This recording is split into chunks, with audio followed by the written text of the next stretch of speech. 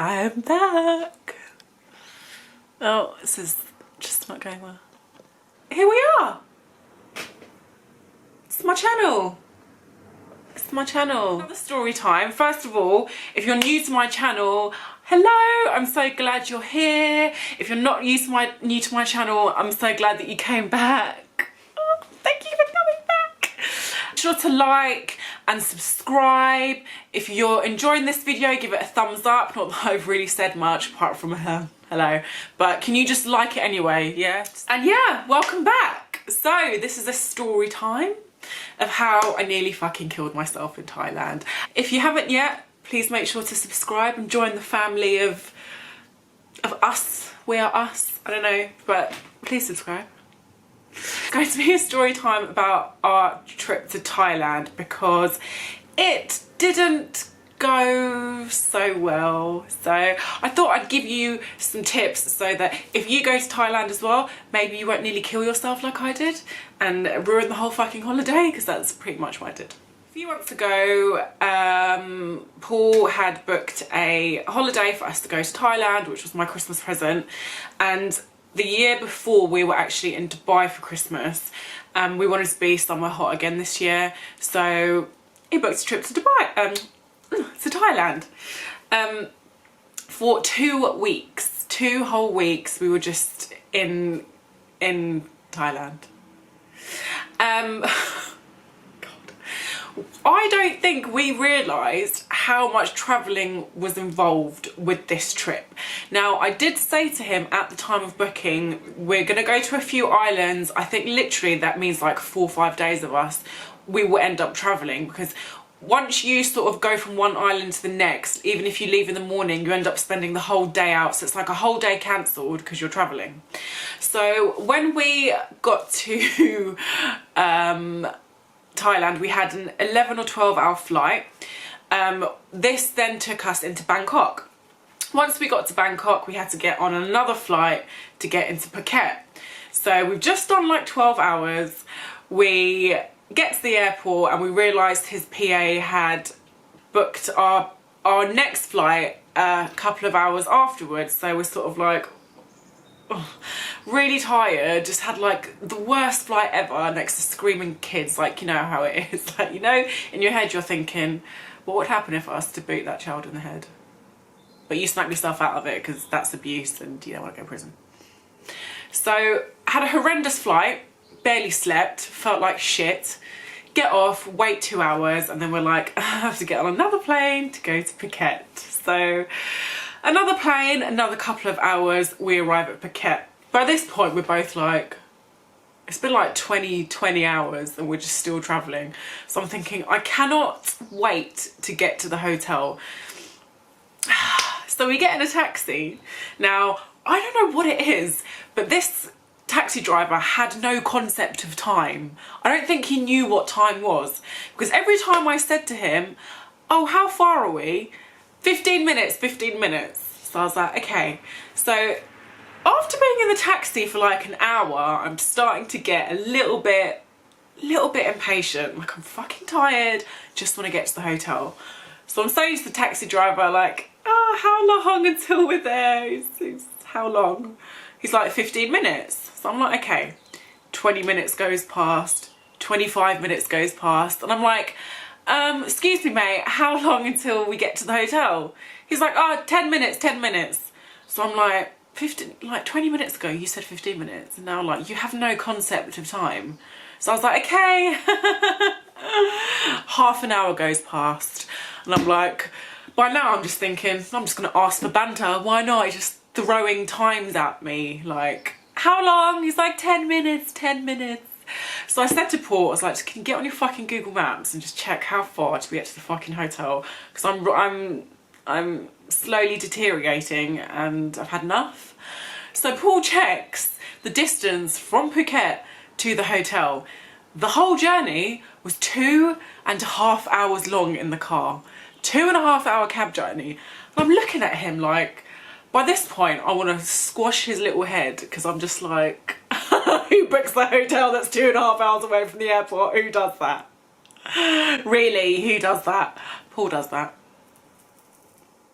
Now, I'm not saying anything because I'm not paying for the hotel, I didn't pay for the flights, I should just, beggars can't be choosers, just keep my mouth shut. I was like, oh darling, why did you book a hotel that's 2.5 hours away? He's like, oh, I didn't check how far it was. I was like, okay. Actually, booking.com shows you a map, but it's fine, it's fine. I'm sure it's a really, really nice hotel and it's fine. It's fine. By this time, bless him, he is really tired as well. He is a lot more patient than me. I'm not very patient, or he at least looks like he's a lot more patient than me. It's 2.5 hours later, we finally arrive at the hotel in Phuket. We check in. By this point, it's evening and I'm like, I just want to eat some pasta and go to bed. Just want a bowl of pasta and just get me to bed.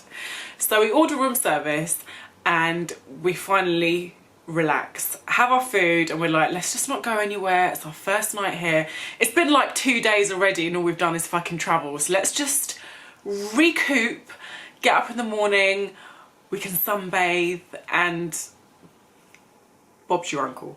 So we get up the next day, and once you've done like 3 days of travelling, like you're just tired. So we spend that day in Phuket in the hotel, and then the next day as well we spend there. But basically after 2 days we go straight to Koh Lanta, which is more travelling. So by the time the 2 days are up, I'm just like, I feel like I've not rested. It's like you finally get settled and then you have to move again, you're going somewhere else. So we're both just like, just tired, like I don't really want to go anywhere. So we're asking them, how do we get to Koh Lanta? The lady's like, 2 boats. You need to get on 2 boats and then it's like an hour and something drive to your destination. So I'm already like, oh, my brain hurts. My brain really hurts. Now, before we went away, I said to Paul, most of my items were toiletries, okay? So I had like a few bikinis, a few shorts, a few tops. Half of the suitcase is my toiletries because I can't go anywhere without all my makeup and stuff. Like, it's just not happening. And I said to him, don't pack too much, okay? It's Thailand. People just walk around pretty much with no shoes on, shorts, t-shirts, like no one gives a shit over there. It's not Dubai. You don't need a shirt and shoes.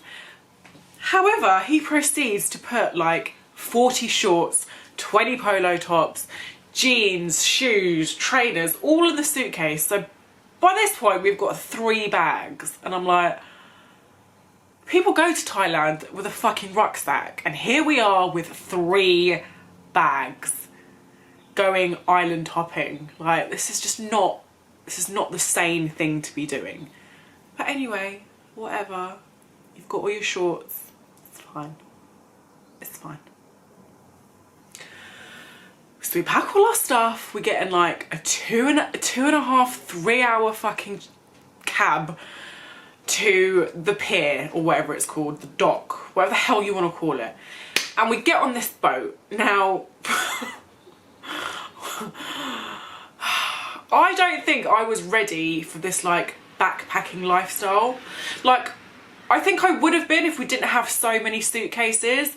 We've got 3 bags, we get on this boat is packed, there's like 800 people on this boat, and they just pretty much take your shit and chuck it and throw it and like tie it up, and there's like this big ball of luggage everywhere and you just gotta just get on with it. So I'm like, right, so we get on, there's just, this boat's packed, and I'm like, I've already had enough. Like, I'm already sweating, I can feel my sweat dripping from my arsehole, like I have had enough. I'm tired, all I feel like we've done is travel, this is just insanity, okay? We look through these doors on the boat and there's an area which they've classed as first class. Now, it is by no means first class, all it is bigger sofas and less people. So Paul's like, we'll upgrade to first class.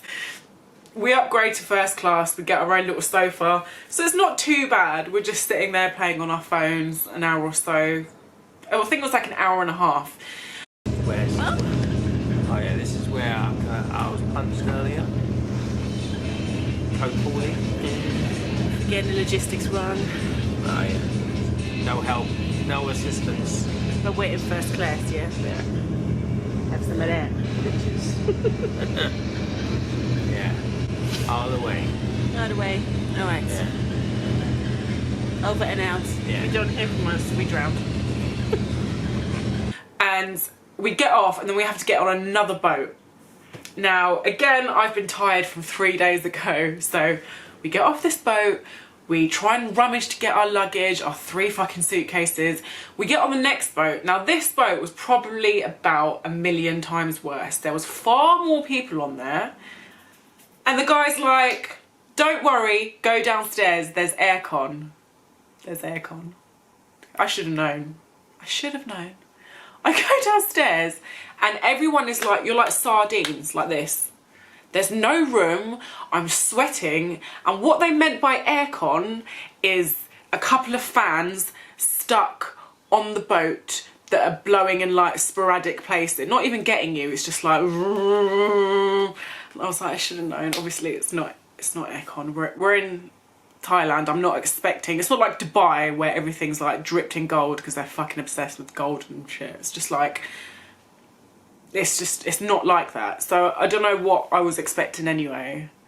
And I'm by no means accustomed to like really nice things and like have to have everything like first class. Like, that's not me. I don't mind. But after 3 days of traveling, 2 boats, you want to kill yourself. There's like screaming kids everywhere, you're sweating, you're tired, and I'm just looking at Paul and he's like, this was your fault, you wanted to go to all the different islands, you wanted to do this. So I'm starting to feel really bad because I'm thinking, oh, he hates me for this and he thinks it's all my fault. I was like, I better not. Make it stop, make the pain stop. So on this boat, and then we finally arrive at Koh Lanta, and then it's like another hour in the cab to the hotel. Fortunately, this time he's booked an adults only, so there's no screaming kids, boutique hotel. I might insert some footage of the hotel. Wow. Thank you.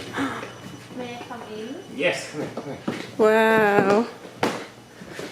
Oh, look at the tub outside, babe. This is unreal. This is freaking... Can you open the door? Oh, I've forgotten about all the travelling. Look, this is amazing. Yeah. Well, can we get in that later? Yeah. Oh, look.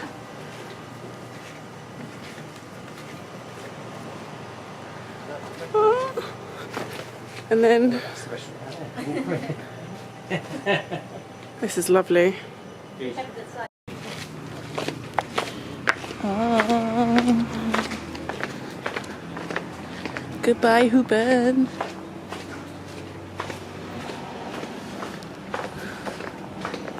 And this place was amazing. It only had like 15 rooms, so we had beautiful suite and with view of like the water and the sunset, and it was just beautiful. The owner was amazing, really lovely people. So I'm like, oh my God, we can finally relax. And at that point, we both decided we were due to go to PP Islands for New Year, etc. We were going to go to quite a few places. We were like, scrap everything, cancel everything, we're staying here. We like Koh Lanta, it's a beautiful area, let's just stay here. So that is what we did. We cancelled everything, we booked more time at that hotel and just ended up staying there. Now, on like the 2nd or 3rd day, we're like, let's go and explore. Like, we've done a lot of relaxing, I've kind of got a bit of a base tan, let's go and explore. So everyone in Thailand goes around on mopeds. They've all got mopeds. I do believe it's highly illegal for tourists and stuff because you're not insured to be on these mopeds, but people just do it and they don't look that hard to drive. So we were like, okay, let's get mopeds.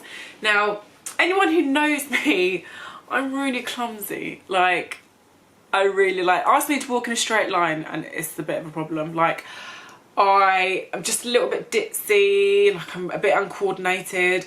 So when it came to getting the peds, Paul was like, I really don't think that you should get your own ped because you're a bit of a danger to yourself, danger to everyone else. so just maybe just get on the back of my ped. And I'm like, no, I want my own ped, like it's fine. And then when I thought about it, I was like, it's not fine, is it? I've got problems, so fine, I will get on the back of your ped. So off he goes to hire a ped off the hotel. The first thing that Paul does, I get on the ped, I sit on the back, and the first thing he does is drive straight into a wall, straight head on into a wall. And it wasn't fast or anything, the wall wasn't too far away, so it was all right, like no one died. So I get off the ped and I'm like, I'm not trusting you with my life on that thing. I'm getting my own ped. So obviously by the time he's crashed, he can't really say anything. So he's like, okay, get your own ped. I order another ped for myself and we spend the whole day like going around. It's quite, once you get the hang of it, it's quite easy. Going around, we went to the old town, we went and had some lovely food, we came back to the hotel, everything's grand, it's all good. And then the next day, we thought we'll get the peds again. Now, this time, there was something wrong with my ped. So what we've done, we've gone across the road to go and get petrol. We filled them up because they were empty, they didn't have any gasoline in them. And I basically, like, as you go to start it, you have to like put your hand on the brake and like, what is it when you turn the thing, when you like rev, whatever that is. So I'm doing that and nothing's happening. Like the bike should be going.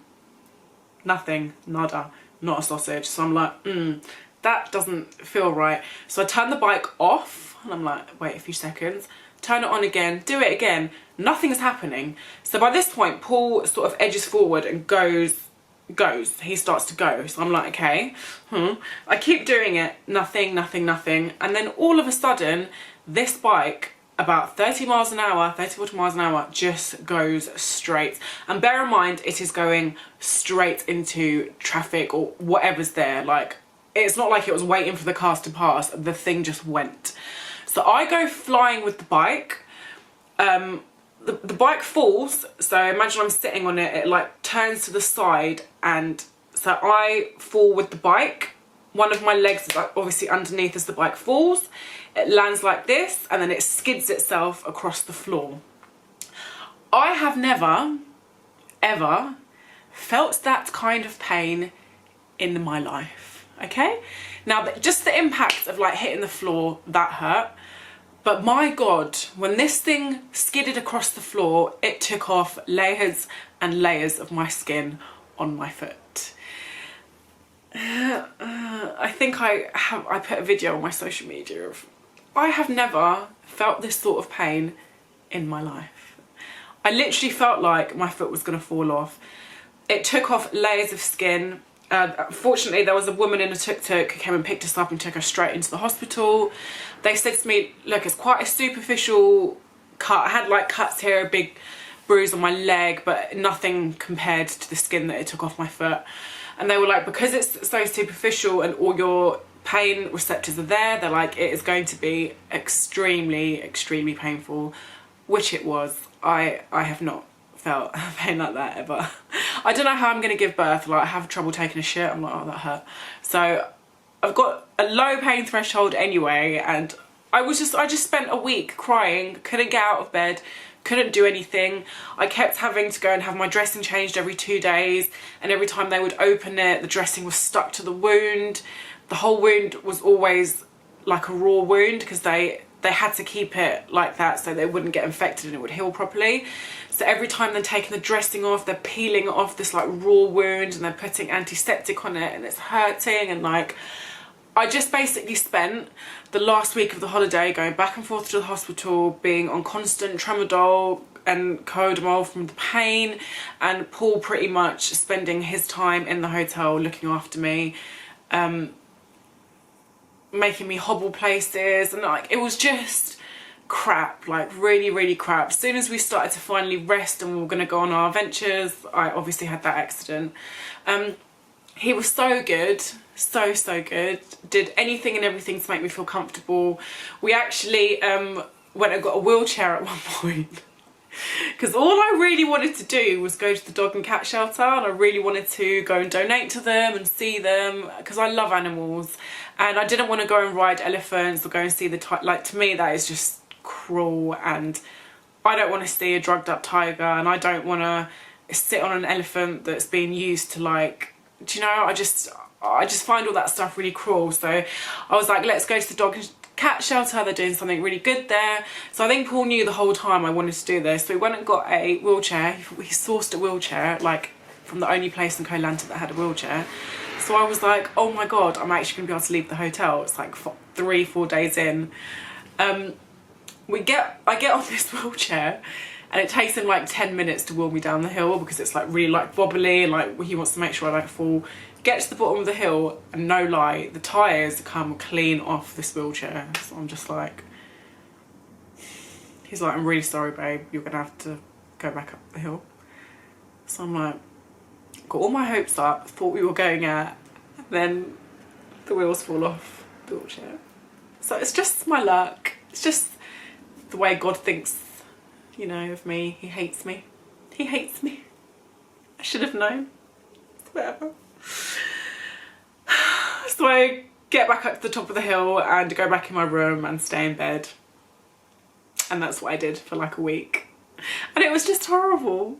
It was absolutely horrible. So if you are going to go to Thailand, or in fact you're going to get on these peds, please be so careful. I cannot express, and like, as much as it hurt, and I have been traumatized, as for 3 weeks I couldn't walk. Like, it's been really horrible experience. My god, could it have been so much worse. I remember one of the days we went to get my bandage changed, and there was a girl in the bed next to me, and she was unconscious, or I don't know if they'd put her to sleep. She had bandages around her head, around her arms, all down her legs, and her boyfriend was sat with her, and I was just thinking, shit. Like, that was obviously from a ped as well, and I was just thinking, I am so lucky that it's not worse. Like, it could have been so much worse.